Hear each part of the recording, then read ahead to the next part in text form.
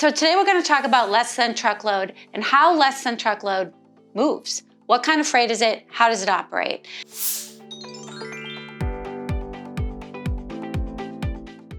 So less-than-truckload is also called LTL.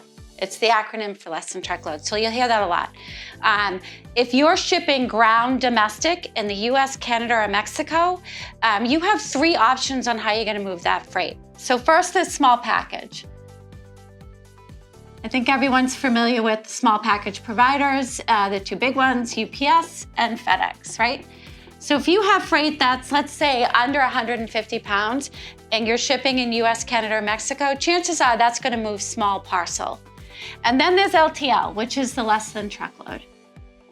And that's where you have pallets of freight moving or larger than, greater than 150 pounds.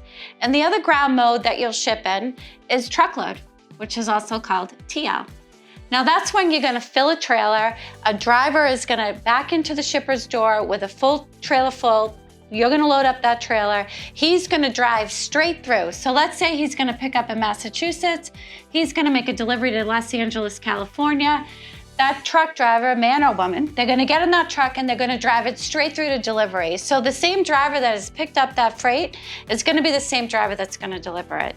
Now, sometimes you do ship in this truckload mode and you're not filling the trailer, but you may need additional better transit, or based on the mileage, even though the trailer is not full, the truckload rate is gonna be better than your less than truckload.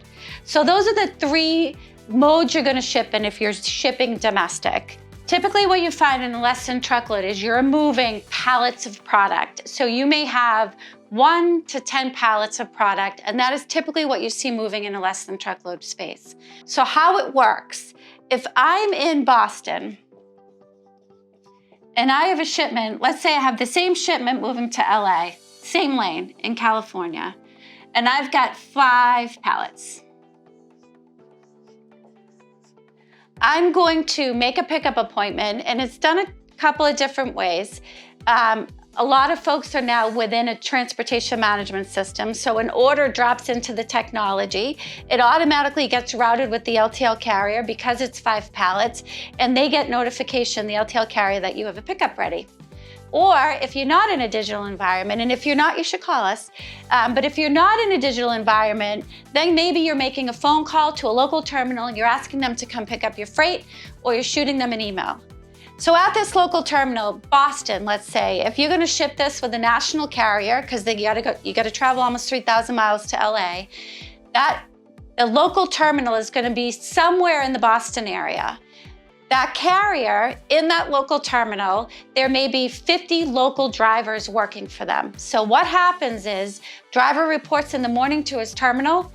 He then has dock workers that are loading him up with deliveries for the day.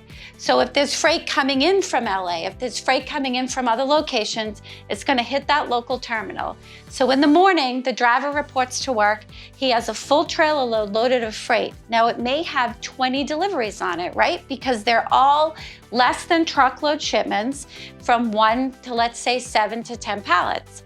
So he leaves in the morning, driver leaves in the morning, and he or she makes all those deliveries. The goal for that driver is they get all the deliveries done in the morning. Once they're empty, hopefully around lunchtime, then they start making their pickups. Now they have an empty trailer, they're running around Boston and they're making all the pickups for the day, filling that trailer and bringing it back to the local terminal. So within a local terminal with an LTL carrier, you're gonna see where you'll have a driver who just does Boston in the city. You'll have a driver who does, we call it in Boston, the South Shore. So they're gonna deliver South Boston, and they call them pedal runs. So if I'm a driver within an LTL carrier, locally, I have a territory that I'm managing all the pickups and the deliveries for. So if you're a shipper or a customer and you're in Boston, in the city, you're gonna tend to see the same driver every day or anytime you have a pickup or delivery, which is great because you're building rapport with the carriers. So let's say Jill, the driver, makes her pickups for the day. She brings them back to the terminal and she's done for the day. She goes home. There's a whole night staff now that comes in the warehouse where they call it stripping. They're unloading, they're stripping all of the trailers that went out for delivery for the day. They get backed into the doors of the warehouse. The warehouse men strip all those trailers. Within this terminal now, what you're gonna have, and again, we're going to LA, right? So we've got a long way to go. But within this Boston terminal, you're now gonna have what they call line haul. And let's say they designate line haul to doors. So this local driver, he or she is not driving thousands of miles. They're just doing all the local pickups in Boston and bringing that freight back to their local terminal. Now the warehouse folks, they're gonna have a door that's maybe for PA, and then they're gonna have a door that might be for Chicago, and then they're gonna have a door that might be for a hub in Alabama, depending on where they're going, right? So now is when you have the long haul driver in play. So now these long haul drivers, the warehouse folks are gonna load a full load of freight for, let's say this is in Harrisburg. And they used to call them, I think they still do, but they're called a break bulk terminal. So this line haul driver, he has a scheduled run, let's say every night, where he's gonna drive from Boston to Harrisburg, PA, and he's gonna drop all the freight for that territory. Same for Chicago, same for Alabama. So again, these are called pedal drivers, local pickup and deliveries out of their terminal territory.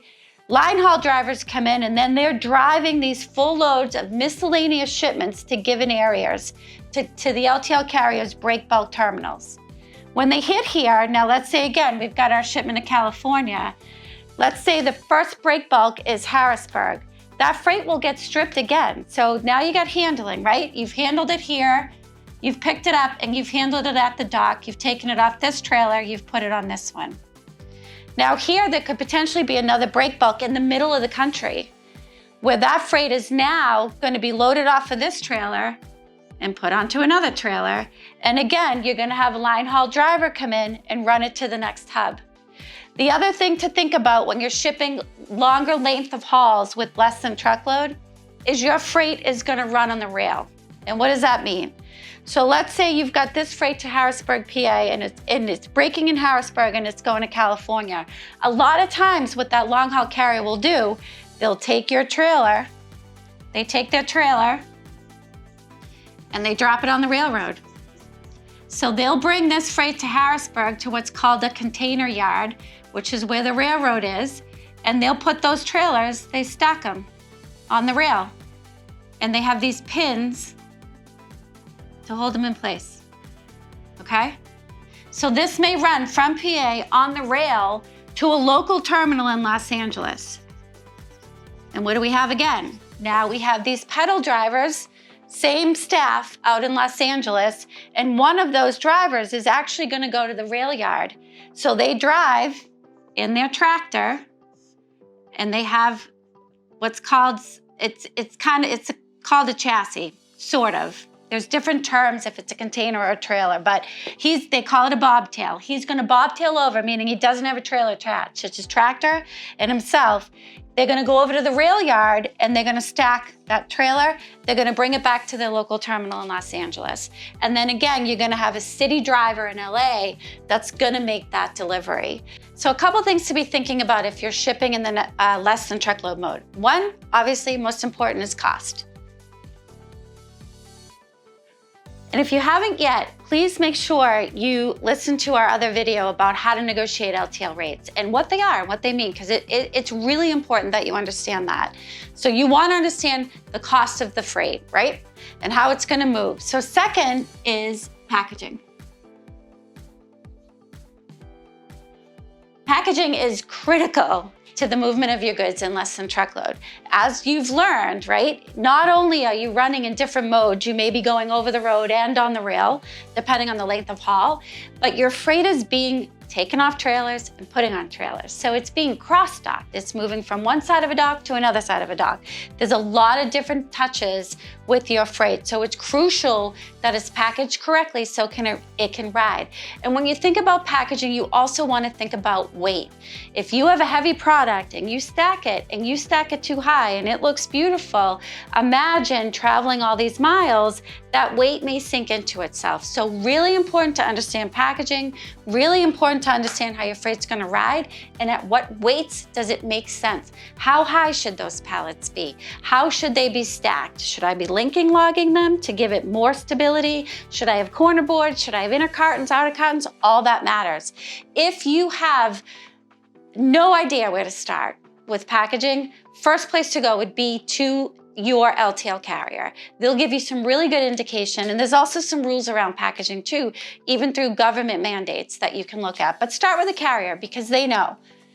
The third is going to be then transits.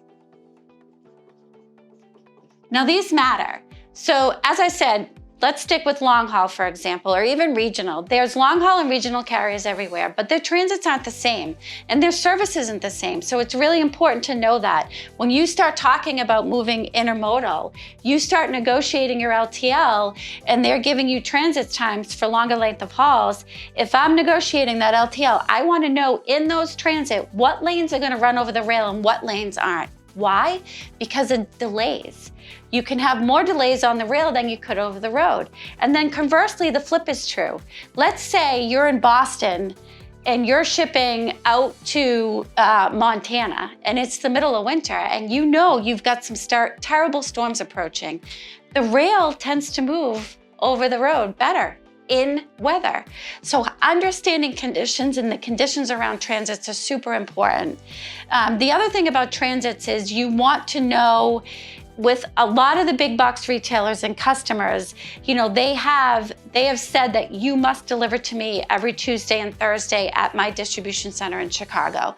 Well, you may find you're going to use a carrier who only makes deliveries on Wednesdays and Fridays, not Tuesdays and Thursdays. So not just what is the LTL carrier's stated transit, but given your heavy volume customers, really dig deep, really understand at a local terminal level how they're making deliveries to your customers. You know, we work for clients today who are all delivering, let's say, to the same very large distribution center for a customer, and they're using 3 different carriers, and the deliveries are different. Some of them are dropping in the trailers, some of them are live loading, and they're delivering on different days. So it's crucial you understand that. Super important. The other thing is you really want to wrap this up. So now you've got all this understanding of cost, of packaging, of transit. You want to be in a digital environment. So now you know how your freight moves, but you want to know where it is as it's moving. And so transportation management system, getting in a digital environment so you can measure all of the performance as that freight is in transit, and then you can report on it on the back end. A big piece of negotiating cost is understanding your carrier's performance. You want the best rate possible, and if you're working with a carrier, you also want to know, look at your percentage of on time is terrific or it's terrible. Service first, then price. And the only way you can understand this is to get yourself in a digital environment where you're measuring the carrier's performance. Now, don't get me wrong, carriers, if you're not in a digital environment, carriers will actually measure their performance for you. But would you rather control your own destiny or have the carriers do it? Important that you measure it. There's a lot of milestones in moving this freight, and you want to measure those key performance metrics. So if you need to learn any more about getting in this digital environment, it is absolutely critical in being able to measure these milestones so that you can report and scorecard your carriers and talk them through problems. You know, you may find you have a carrier performing tremendously, but overall their percentage is down because they're really screwing up one lane. Well, then you have the ability with the details and the data to say, all right, if we took this one lane away, they would perform at such a high level. Let's figure out who can manage this lane and manage it well. And so that's LTL.